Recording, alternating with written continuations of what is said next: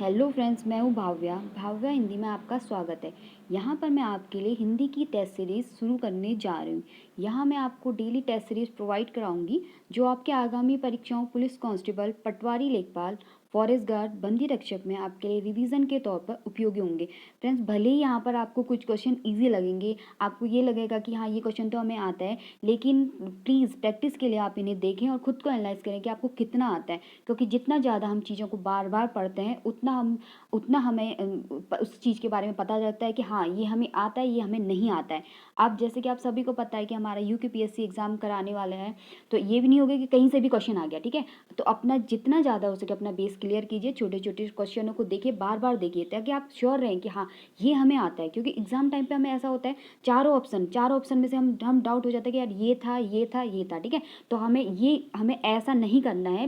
Time है हमारे पास, सारी चीज़ों को हमें सही से पढ़ना है और देखना है कि हाँ हमें कहाँ पर कितना आता है, कहाँ पर नहीं आता है।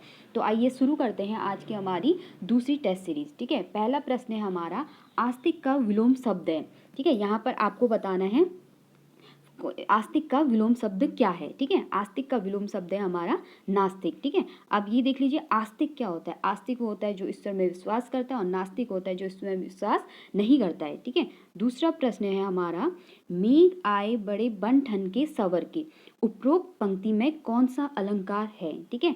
यहाँ पे किसकी बात कर रही है, किसकी बात की जा रही है, मेघ। मेघ यानी बादलों की बात की जा रही है, कि बोल रहे हैं कि मेघ आए बड़े बन ठन के सवर के। ये बोला जा रहा है कि मेघ, बादल कैसे आ रहे हैं, बन ठन के सवर के।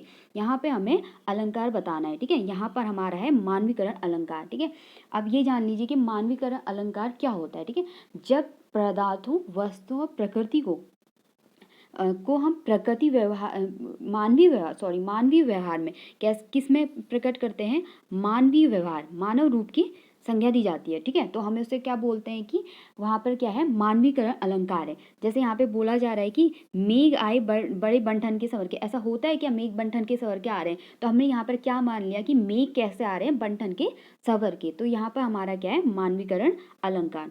तीसरा प्रश्न है हमारा, यथा शक्ति, शक्ति के अनुसार में कौन सा समास है, ठीक है। यथा शक्ति, शक्ति के अनुसार में हमारा कौन सा समास है, तो इसका सही आंसर है हमारा अव्ययीभाव समास, ठीक है। अब ये देख लीजिए कि अव्ययीभाव समास में क्या होता है। अव्ययीभाव समास में प्रथम पद की प्रधानता होती है, ठीक है। किस पद की, प्रथम पद की प्रधानता होती है, ठीक है। क्या बोल रहे हैं, यथा शक्ति, शक्ति के अनुसार, ठीक है। या इसका है क्या है, शक्ति के अनुसार, ठीक है। इसमें क्या होगी, प्रथम पद की प्रधानता होगी। और ये शब्द किससे बने होते हैं, उपसर्ग से। ये शब्द हमारे किससे बने होते हैं, उपसर्ग से बने शब्द होते हैं, ठीक है। उन्हें हम क्या कहते हैं, अव्ययीभाव समास। जैसे क्या होता है, प्रतिदिन, भरपेट, जैसे प्रतिदिन, ठीक है। उपसर्ग यहाँ पे क्या हो गया, प्रतिदिन हो गया, ठीक है। प्रतिदिन हो गया। और भरपेट, यहाँ पर क्या हो गया, भर, ठीक है। तो ये क्या होता है, अव्ययीभाव समास में क्या होता है, हमारे ये शब्द उपसर्ग से बने हुए शब्द होते हैं, ठीक है। अगला प्रश्न है हमारा, एक ओर अजगरही लटीव, अल ओर मृगराज, विकल बटोही बीच ही परियो मूर्छो खाए, ठीक है। उपरोक्त पंक्तियों में कौन सा रस है, ठीक है। यहाँ पर हमें बताना है इस पंक्ति में हमारा कौन सा रस है, ठीक है। तो यहाँ पर हमारा है भयानक रस, ठीक है। भयानक रस का हमारा स्थायी भाव क्या होता है, भय, ठीक है। ये क्या बोल रहा है कि एक और अजगरही लटीव, अल और मृगराज, ठीक है, विकल बटोही बीच ही परियो मूर्छिकाय, मतलब एक और मान लीजिए हमारी ये चीज़ है, दूसरी ओर मृगराज है, ठीक है। एक और अजगर है, दूसरी ओर एक और हमारा अजगर है, दूसरी ओर मृगराज, ठीक है। और बोल रहे हैं कि विकल बटोही बीच में, मैं उनको बीच में मैं देके परियो मूर्छो खाए, ठीक है। यहाँ पर हमारा क्या हो गया, भय हो गया, दोनों को साथ में देखकर हमें क्या हो गया, भय हो गया। तो यहाँ पर हमारा हो गया भयानक रस। अगला प्रश्न है हमारा, लौकिक का विलोम शब्द है, ठीक है। यहाँ पे लौकिक का विलोम शब्द बना है, जैसा कि आपको सभी पता होगा, लौकिक का विलोम शब्द है अलौकिक, ठीक है। अगला प्रश्न है हमारा, आर प्रत्यय से शब्द बनेंगे, आर प्रत्यय से शब्द बनेंगे, ठीक है। लोहा लुहार, सोना सुनार, ठीक है। लोहा लोहा, सोना सुनार, ठीक है। तो आर प्रत्यय, प्रत्यय क्या होता है, पहले आप ये जान लीजिए, प्रत्यय क्या होते हैं, जो शब्द के अंत में जुड़कर, कहाँ जुड़ते हैं, शब्द के अंत में जुड़कर उनके अर्थ में परिवर्तन व विशेषता लाते हैं। कहाँ जुड़ते हैं हमारे प्रत्यय, कहाँ लगते हैं हमारे अंत में, ठीक है, शब्द के अंत में लगकर उनके अर्थ में परिवर्तन या विशेषता लाते, उन्हें हम क्या बोलते हैं, प्रत्यय, ठीक है।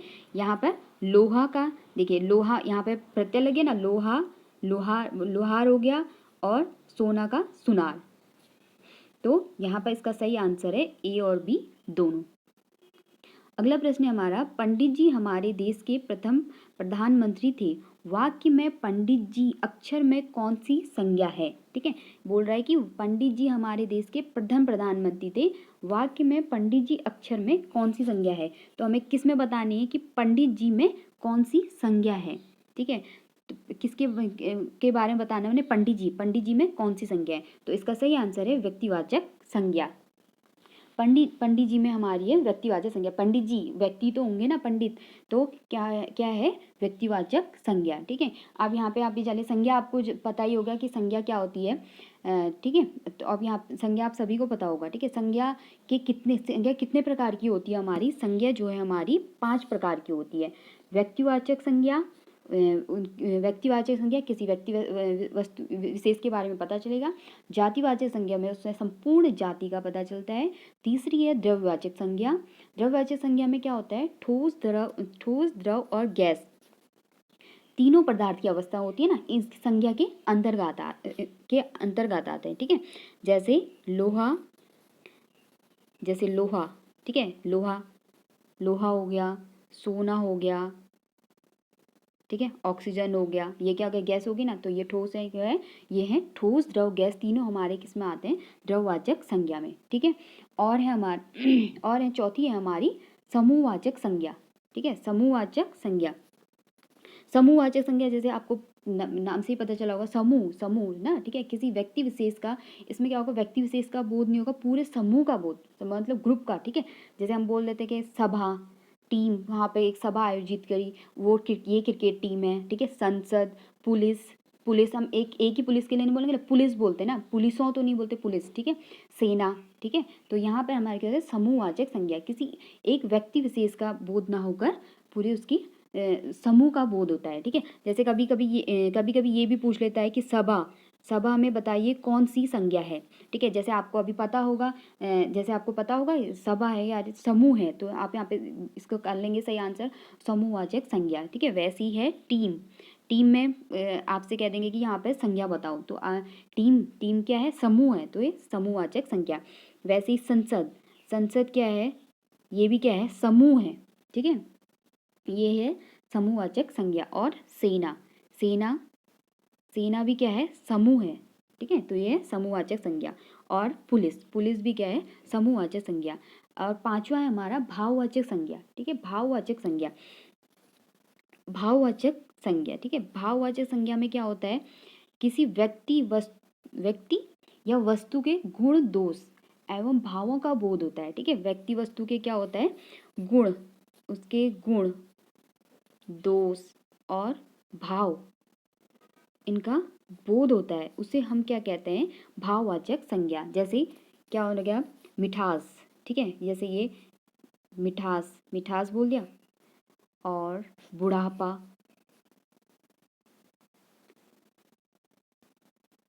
और सुंदरता, ठीक है, क्या हो गया, गुण, दोष और भाव के बारे में पता चल गया, उसको हम बोलेंगे भाववाचक संज्ञा।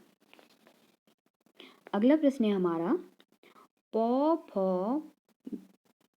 फ डैश मो हिंदी वर्णों के रिक्त स्थानों में क्रमशः कौन से अक्षर आएंगे, ठीक है। आपको जैसे आपको क ख तो आपको पता ही होंगे ना, क्या होते हैं, क से ग तक तो आपको पता ही होंगे ना। अब तो यहाँ पे बताना है प फ, यहाँ पर क्या आएगा, ठीक है। प फ क्या आता है, ब और भ, ठीक है, ब भ म य र ल, ठीक है। तो इसका सही उत्तर क्या है, ब भ, ठीक है। यहाँ पे आ जाएंगे ब और भ, ठीक है, प फ ब भ और म, ये हमारे क्या है, व्यंजन है, ठीक है। क वर्ग, च वर्ग, ट वर्ग, त वर्ग, ठीक है। तो ये हमारा कौन सा वर्ग है, प वर्ग। अगला प्रश्न है हमारा, वे शब्द चुनिए जो पुरुष और स्त्री दोनों के लिए प्रयुक्त होते हैं। ठीक है, वे शब्द चुनिए जो स्त्री और पुरुष दोनों के लिए प्रयुक्त है। हम पुरुष के लिए भी वही होगा और स्त्री के लिए भी वही शब्द होगा। ठीक है, यहाँ पे क्या दे रखा है, सचिव और प्रोफेसर। ठीक है, सचिव स्त्री के लिए भी प्रयोग होता है, पुरुष के लिए भी, वैसे ही प्रोफेसर पुरुष स्त्री दोनों के लिए प्रयुक्त है। तो यहाँ पे इसका सही आंसर है ए और बी दोनों। अगला प्रश्न है हमारा, मोटापा और बुढ़ापा शब्दों में प्रत्यय है। ठीक है, अभी मैंने आपको बताया ना, प्रत्यय क्या होते हैं, शब्दों के अंत में लगते हैं, उन्हें हम क्या बोलते हैं, और उसके अर्थ में परिवर्तन या विशेषता लाते हैं, उन्हें हम क्या बोलते हैं, प्रत्यय बोलते हैं। ठीक है, अब मोटापा और बुढ़ापा, इन दोनों में आपको क्या बताना है, प्रत्यय। ठीक है, यहाँ पे हो गया पाप और यहाँ पे बुढ़ापा। ठीक है, तो यहाँ पे इसका सही क्या हो गया, पा। अगला प्रश्न है हमारा, हिंदी वर्ण में स्वर अक्षरों को चुनिए। ठीक है, हिंदी वर्ण में स्वर अक्षरों को चुनिए। यहाँ पे क्या दे रखा है हमें, सौ, ध और ए। ठीक है, जैसा कि आपको पता होगा, स्वर व्यंजन तो आपको पता होंगे ना। स्वर हमारे क्या होते हैं, अ आ ई, और व्यंजन हमारे क्या होते हैं, क ख ग घ। ठीक है, अब देखिए सौ,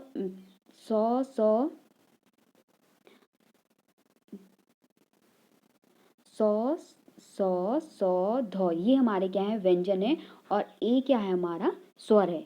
ठीक है, अगला प्रश्न है हमारा, मनुष्य, गाय, नदी आदि में किस संज्ञा का बोध होता है। ठीक है, यहाँ पर आपको क्या बताना है, मनुष्य, गाय और नदी में आपको क्या बतानी है, संज्ञा बतानी है। ठीक है, संज्ञा क्या कौन सी संज्ञा है, जैसे अभी मैंने आपको बताया था संज्ञा कितने प्रकार की होती है, 5 प्रकार की। ठीक है, तो यहाँ पर क्या है, मनुष्य, गाय और नदी में कौन सी संज्ञा है, जातिवाचक संज्ञा है।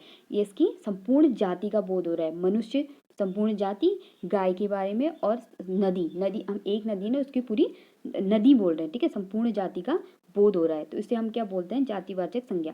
अगला प्रश्न है हमारा, एक प्रत्यय किन शब्दों में है। ठीक है, एक प्रत्यय अभी बताया, प्रत्यय क्या होता है, शब्द के अंत में लगते हैं, उन्हें हम क्या बोलते हैं, प्रत्यय बोलते हैं। ठीक है, नैतिक, धार्मिक, सामाजिक। ठीक है, नैतिक में भी इक है, धार्मिक में भी इक है, सामाजिक में भी इक है। तो इन सभी में इनका सही उत्तर क्या है, इन सभी में क्या आंसर, इक प्रत्यय। अगला प्रश्न है हमारा, जिस सर्वनाम में किसी निश्चित व्यक्ति, प्राणी या वस्तु आदि का बोध नहीं होता वह कहलाता है। ठीक है, जिसमें किसका बोध नहीं होता, ना उसका पता चलेगा या व्यक्ति है, ना प्राणी है, ना वस्तु है, हमें ये चीज़ें नहीं पता चलेंगी कि ये क्या है, ना व्यक्ति है, ना प्राणी है, ना वस्तु है, तो वहाँ पर क्या होता है हमारा, अनिश्चयवाचक सर्वनाम। ठीक है, जैसे हम बोलते थे, हम कर दे ना कुछ, हमने कह दिया कुछ लेकर आओ, हम वो कुछ बोल दिया ना हमने, कुछ, कोई, ना हमें ये पता चल रहा है किसके बारे में बात कर रहे हैं हम, व्यक्ति, न प्राणी, न वस्तु, तो वहाँ पर क्या होता है, हमारा अनिश्चयवाचक सर्वनाम होता है। ठीक है, अब यहाँ पे एक आप ये भी जान लीजिए, सर्वनाम क्या होता है, जो शब्द हमारे संज्ञा के बदले प्रयोग किए जाते हैं उन्हें हम क्या बोलते हैं, सर्वनाम बोलते हैं। ठीक है, अब सर्वनाम के कितने भेद होते हैं, 6 भेद। कभी कभी ये भी पूछ लेता है कि संज्ञा के कितने भेद होते हैं, सर्वनाम के कितने भेद होते हैं, विशेषण के कितने भेद होते हैं। ठीक है, तो हमारे सर्वनाम के कितने भेद होते हैं, सर्वनाम के 6 भेद होते हैं। कौन कौन से, पुरुषवाचक सर्वनाम, पुरुषवाचक। ठीक है, पुरुषवाचक सर्वनाम, निश्चयवाचक सर्वनाम, और अनिश्चयवाचक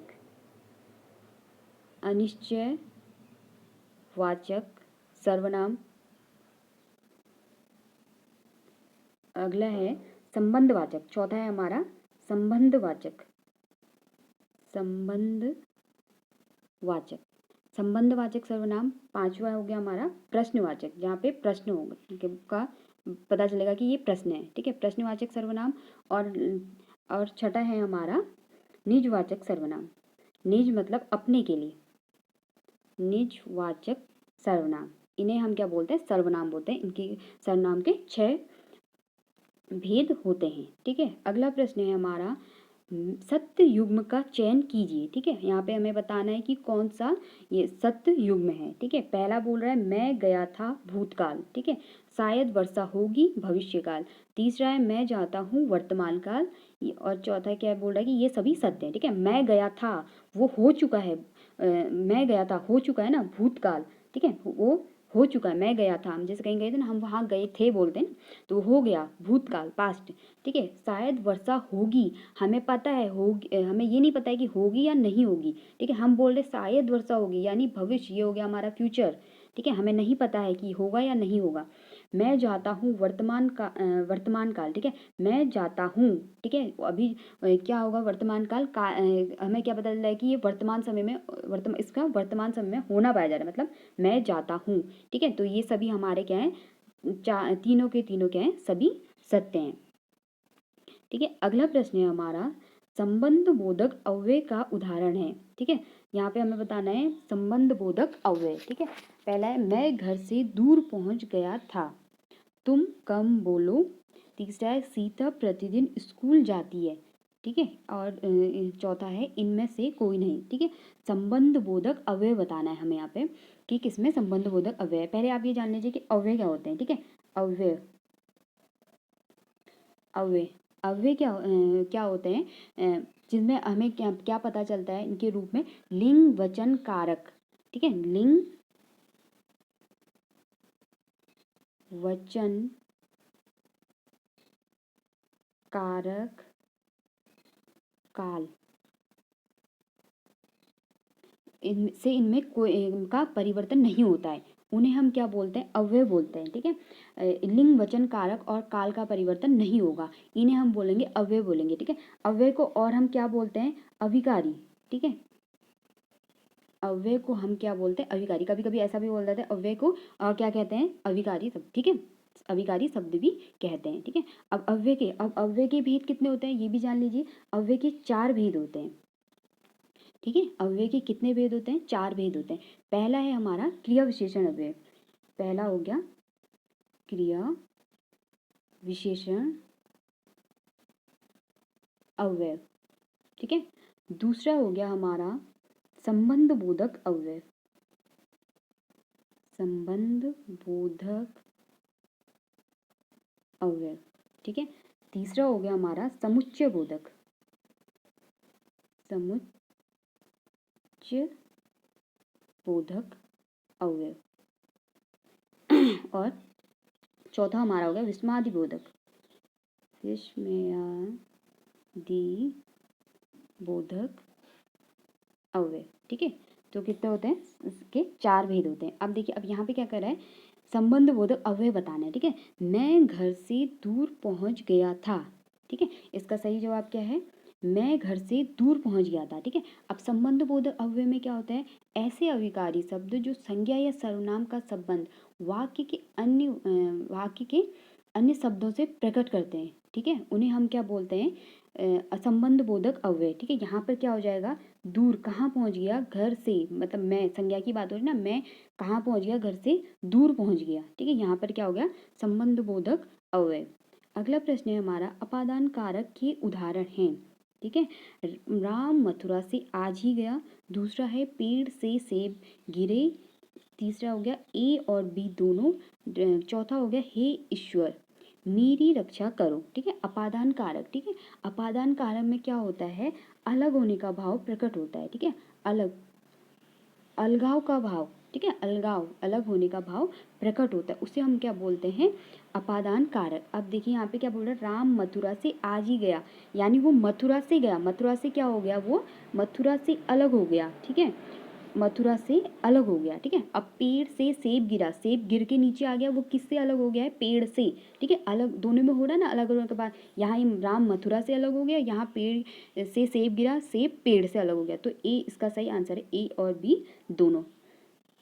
अगला और लास्ट प्रश्न है हमारा, जो पद क्रिया के काल या समय की विशेषता बताता है उसे हम क्या कहते हैं। ठीक है, जो पद हमें क्या बताता है, ये क्रिया के काल या समय की विशेषता, उसे हम क्या कहते हैं। ठीक है, देखिए, रीतिवाचक क्रिया विशेषण, कालवाचक क्रिया विशेषण, स्थानवाचक क्रिया विशेषण या उपरोक्त में से कोई नहीं। ठीक है, अब देखिए यहाँ पे जैसे पता चला काल या समय, तो सीधे सीधे इसका आप वो कर लीजिए, यहाँ पर कौन सा होगा, कालवाचक क्रिया विशेषण अव्यय। ठीक है, कालवाचक क्रिया विशेषण में जैसे एकदम उसके काल समय के बारे में बता दें, जैसे हमने बोल दिया आज, आज, कल, प्रतिदिन। ठीक है, हमें काल या समय का पता चल रहा है। ठीक है, इसे हम क्या बोलते हैं, कालवाचक क्रिया विशेषण अव्यय। ठीक है, तो फ्रेंड्स ये थी हमारी आज की दूसरी टेस्ट सीरीज। अब मिलते हैं हम नेक्स्ट वीडियो में। खूब पढ़िए और अपना ध्यान रखिए। Thank you so much.